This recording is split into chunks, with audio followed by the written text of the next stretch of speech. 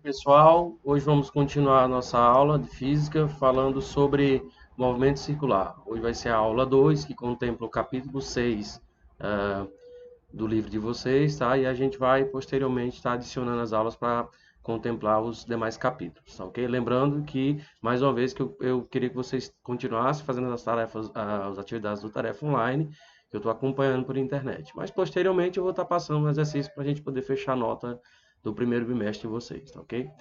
Então, pessoal, hoje a gente vai falar um pouco sobre o capítulo 6, né, sobre o movimento circular.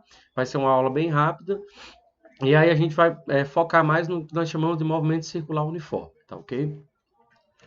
Bem, pessoal, antes de falar sobre movimento circular, a gente precisa falar um pouco sobre espaço ou posição angular. Logo porque a gente sabe, eu expliquei para vocês em sala, que um movimento circular se dá o movimento de um objeto qualquer dentro de uma trajetória que descreva ou um ciclo ou um semiciclo, né? Ou até mesmo parte de uma circunferência, tá ok? A gente pode dizer, por exemplo, que a trajetória ela tem uma trajetória circular, quando ela tem, na realidade, uma trajetória fechada, tá? Então, o objeto ele está dentro de um círculo fechado, ok? E aí isso vai ficar um pouco mais claro quando a gente definir a parte de frequência e período para vocês, tá? Bem, mas antes disso a gente vai falar sobre os conceitos básicos do que seria espaço angular e posição angular, que é o mesmo que deslocamento angular. Então a gente vai lembrar, por exemplo, que a gente está trabalhando com objetos operando dentro de uma trajetória que pode ser um semicírculo ou parte de uma circunferência. A gente pode pensar num exemplo físico como um carro, né, fazendo uma curva numa rodovia. E a gente tem essa trajetória curvilínea, né, onde aqui eu tenho o que nós chamamos do centro de curvatura, né? Então você tem aqui o objeto, a gente pode pensar num carro saindo aqui desse ponto O até o ponto P, descrevendo essa trajetória, e aí ele vai descrever esse espaço, né? Ele vai percorrer por todo esse espaço até chegar ao ponto P. Esse espaço aqui, né, aqui ele está falando que a gente está tomando geralmente o sentido positivo, né? Esse espaço aqui, existe uma maneira matemática de você calcular ele com relação ao que nós chamamos de ângulo central, né? Que é o ângulo feito pela varredura do raio, né, da curvatura de um ponto a outro, e o raio da curva, né? O raio de curvatura ou o raio da minha trajetória circular, tá ok? A gente sabe que o raio, a gente pode até analisar esse ponto aqui como sendo esse raio aqui como sendo o raio de uma circunferência completa, que seria descrito por essa trajetória circular. Então, esse raio de curvatura, existe uma relação entre ele, esse ângulo central, e o espaço angular, que é o espaço com que o objeto percorre dentro dessa trajetória curvilínea. Tá? Então, quando eu tenho isso aí, a gente consegue descrever o meu espaço, né, com que o objeto ele percorre nessa trajetória como a multiplicação do meu ângulo central, que é esse φ aqui, uma letra grega, multiplicado pelo raio de curvatura. Lembrando que essa grandeza ela é dada em metros, né, geralmente no SI. Essa grandeza aqui ela é uma grandeza angular, né, ou seja, ela é dada em graus ou em radianos. Tá? E essa grandeza aqui ela é o espaço que pode ser dado em metros também, tá? Esse espaço angular, na realidade, essa grandeza ela vai ter um produto aqui, né, de ângulo com metro, né, fazendo uma análise dimensional, mas isso aqui, na prática, ele é uma grandeza que descreve distância, tá? Dentro de uma trajetória curvilínea. Então, você tem a origem, né, ou seja, de onde o objeto saiu e onde ele chegou aqui no ponto P, e você tem a trajetória curvilínea. Essas são as grandezas básicas para que a gente possa montar as nossas equações, que vão seguir as mesmas ideias das equações para a cinemática escalar que a gente tem visto anteriormente. Tá? Então, pessoal, como a gente está falando aqui sobre cinemática angular, a gente pode falar assim, ou movimento circular, a gente precisa necessariamente definir as grandezas básicas da cinemática, que são velocidade e aceleração.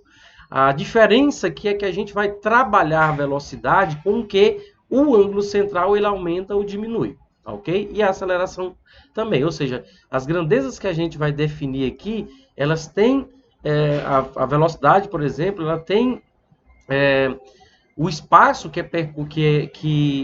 deslocamento que a gente vai levar em consideração aqui é o deslocamento angular e não o deslocamento propriamente dito, que seria o deslocamento escalar, tá bom? Então a gente tem a velocidade e a aceleração como duas grandezas básicas da física, né?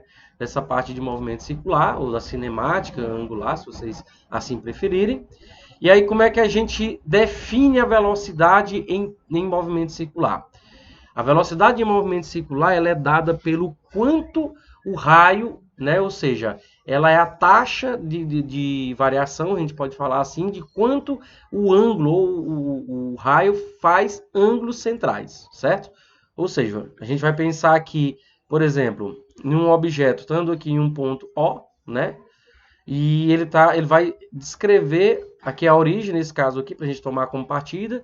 E vamos supor que ele esteja aqui nesse ponto P1. Se ele sai desse ponto P1 a um ponto P2, ele descreve o que nós chamamos de deslocamento angular. Ou seja, o raio que estava associado a ele estava aqui e foi para cá, né?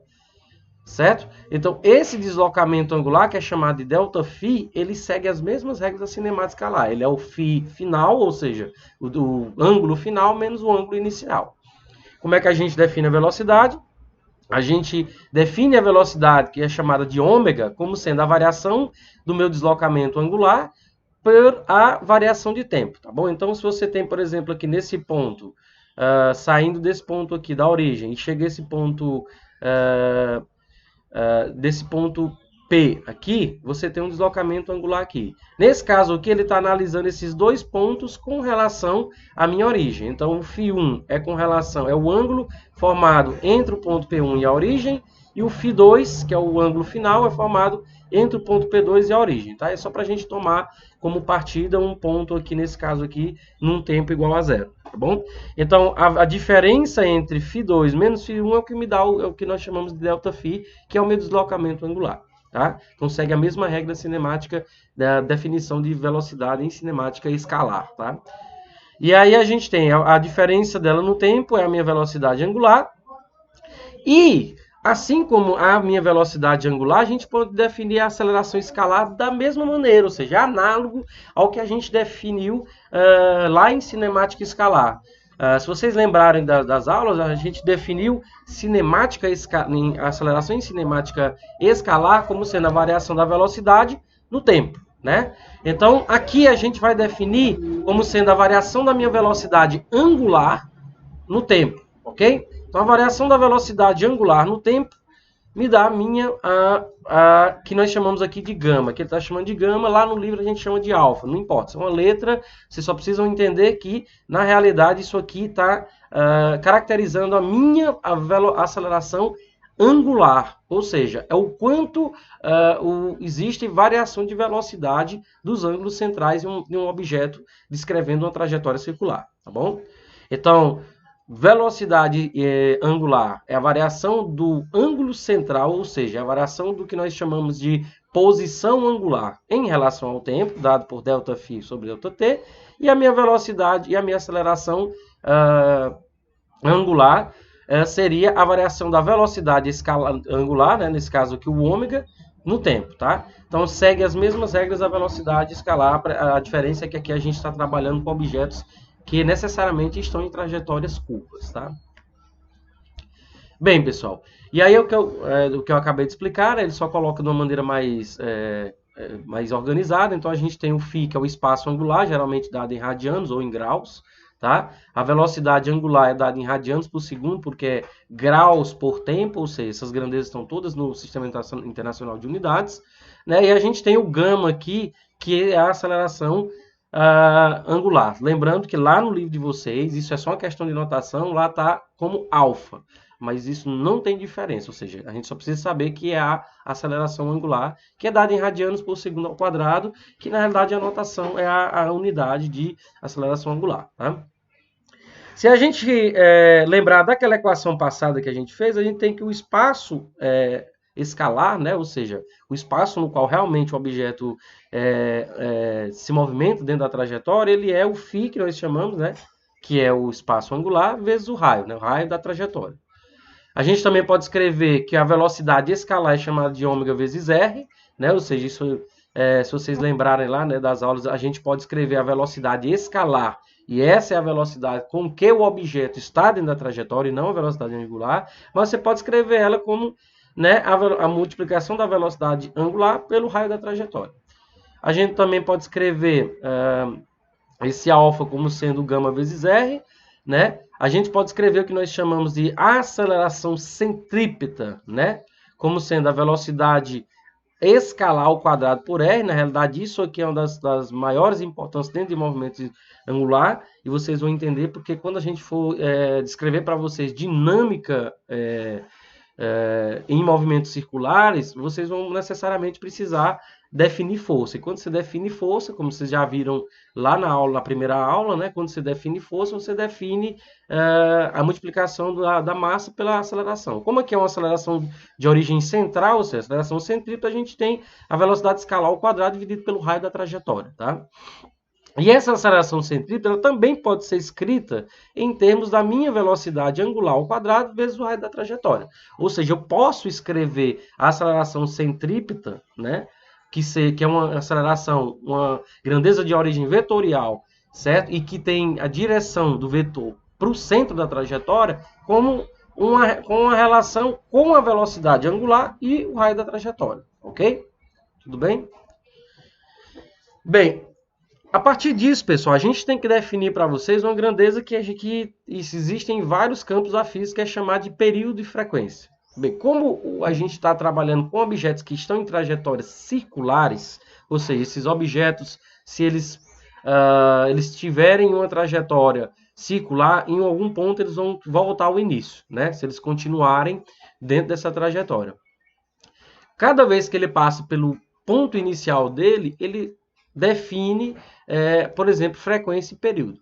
Então, quando você tem você tem repetições dentro de um movimento, você tem como definir uma grandeza chamada de frequência ou período. Então, a gente vai ver cada uma delas separadamente. Então, período é o menor intervalo de tempo para o fenômeno periódico, e esse fenômeno periódico é um fenômeno que se repete, né, mais de uma vez, certo? E as unidades do período, nesse caso, o Sistema Internacional de Unidades, né, ele tem a dimensão de tempo, né, na realidade. Então, você tem segundos, minutos ou hora. Né? No Sistema Internacional de Unidade, ele é dado como segundo. Tá? E a frequência é o número de vezes que o fenômeno se repete na unidade de tempo. Então, você tem... Vamos pensar em um carro dentro de um circuito, né, automobilístico circular. Cada vez que ele passa pelo ponto de partida, na realidade, ele está repetindo o mesmo movimento, né? Então, ou seja, ele está repetindo o mesmo fenômeno, ele está passando várias vezes pelo mesmo ponto. Se ele repete várias vezes esse ponto, ele começa a definir frequência. Então, o número de vezes que ele passa por esse ponto, certo? Ou seja, o número de vezes que esse fenômeno de dar uma volta se repete é chamado de frequência, né? E o número de vezes que esse fenômeno se repete na unidade de tempo, ou seja, seria o número de vezes por tempo. É o n, que nesse caso a gente poderia definir, que é o número de vezes que está descrito no livro de vocês, por intervalo de tempo, ok?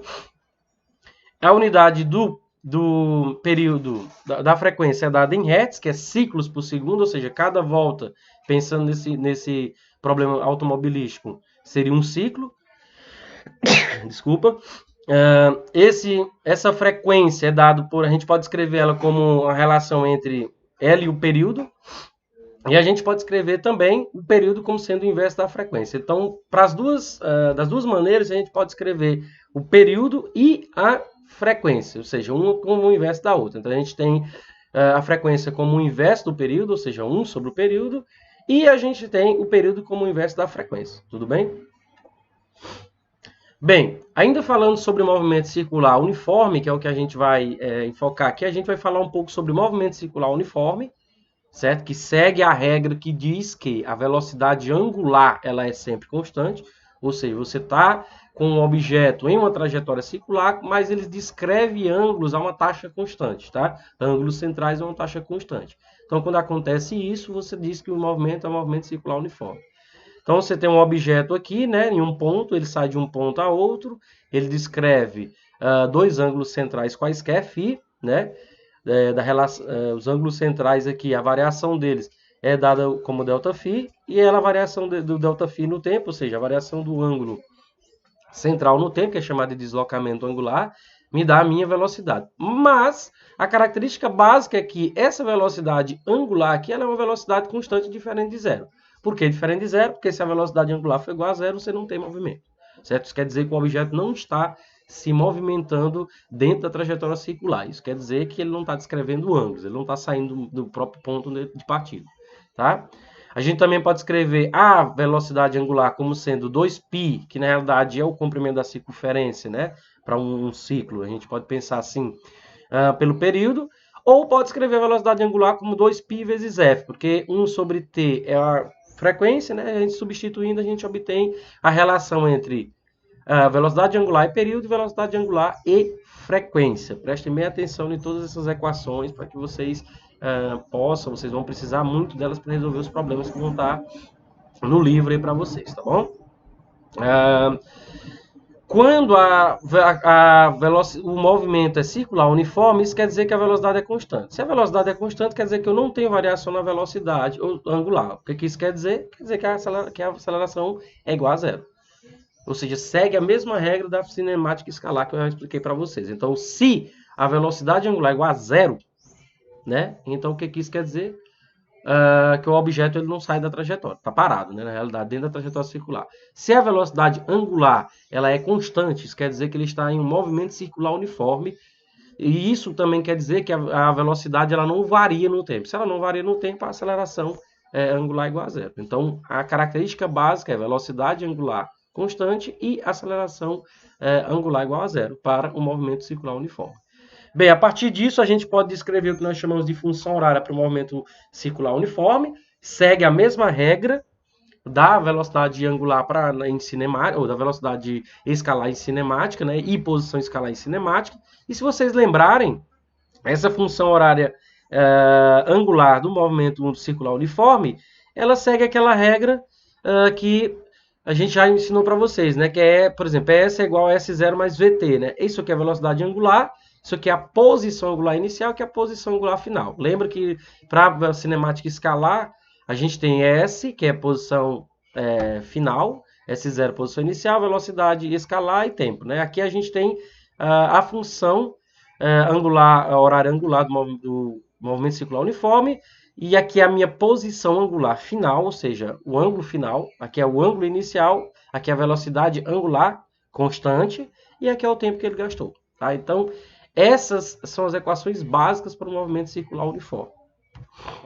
Aqui tem um exemplo, eu vou deixar proposto para vocês tentarem fazer, e se tiverem dúvida, né, lá tem mais de um exemplo dentro dessa aula, que vocês tirem essas dúvidas comigo, mandem mensagens no grupo, né, tirando essas dúvidas, ou tirem as dúvidas nas aulas que terão posteriormente aí de aulas em tempo real. Bem, pessoal, aqui a gente fala sobre transmissão em movimento circular uniforme, lembrando que o movimento circular uniforme é caracterizado pela velocidade angular ser sempre constante e a aceleração angular ser igual a zero, né? Ok? Então a gente tem, por exemplo, aqui dois objetos ligados, né? Duas, a gente pode chamar de engrenagens ligadas, né? Cada uma tem uma velocidade angular diferente porque elas têm raios diferentes. Isso não quer dizer que cada uma delas não tenha velocidade angular constante, né? Na verdade tem que ter, né? Velocidade angular constante. Então a partir disso você tem a relação entre as velocidades escalares em dois pontos quaisquer, né? Desse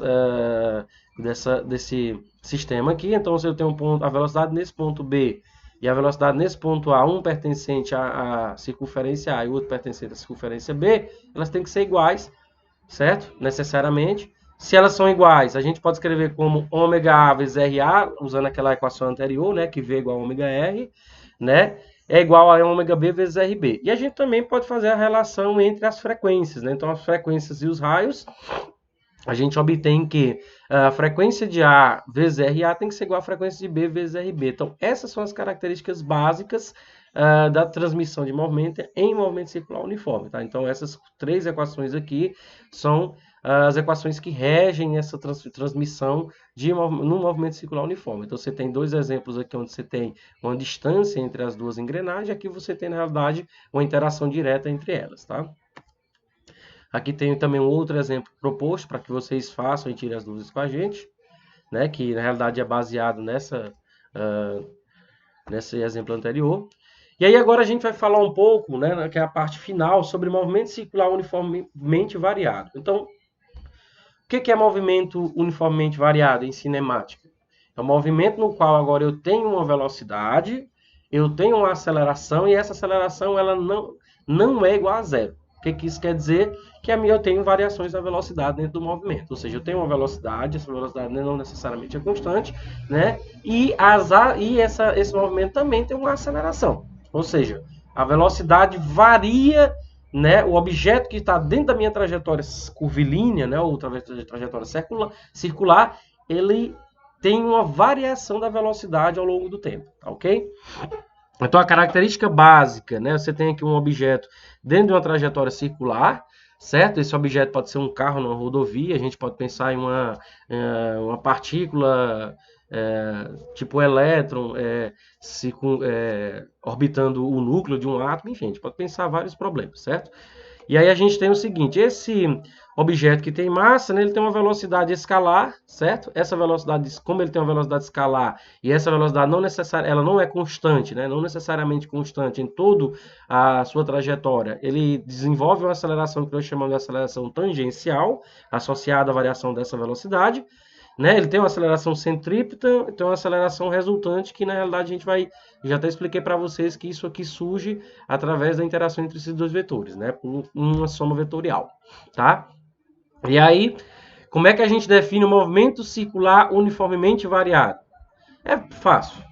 Basicamente, você tem uma variação na velocidade dentro da minha trajetória circular no tempo. Quando você tem uma variação na velocidade no tempo, isso quer dizer que a minha aceleração angular ela é constante, diferente de zero. Tudo bem? Então, qual é a característica básica do movimento circular uniforme? Que existe uma velocidade e essa velocidade tem que ser constante. Qual é a característica básica para o movimento circular uniformemente variado? Que existe uma aceleração e que essa aceleração necessariamente tem que ser constante. Não necessariamente dizendo que não existe uma variação na velocidade. Na realidade, tem que existir uma variação na velocidade para que eu tenha uma aceleração angular constante, ok? Então, essa aceleração angular, ela é constante, diferente de zero. Essa é a característica básica para o movimento circular uniformemente variado.